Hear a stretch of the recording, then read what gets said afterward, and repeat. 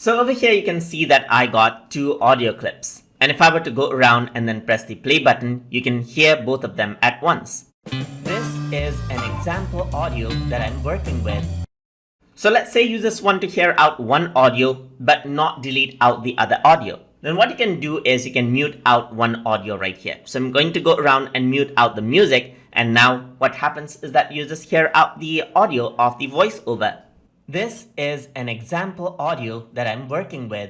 So that is what you can do. And then if I were to click on mute button again, then it unmutes and you can hear the music again. This is an example audio. And another thing that you can do is you can solo out as well. So if you solo out, what happens is that everything else gets muted out. And then it seems as if you are muting out another thing. So you can see that mute is turned on when I clicked on solo right here.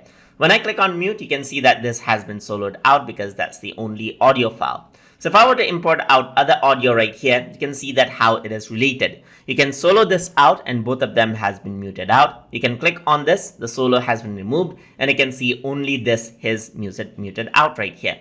If you were to click both mute right here, you can see that solo gets turned on for this, and you can click on solo to unmute everything out right there.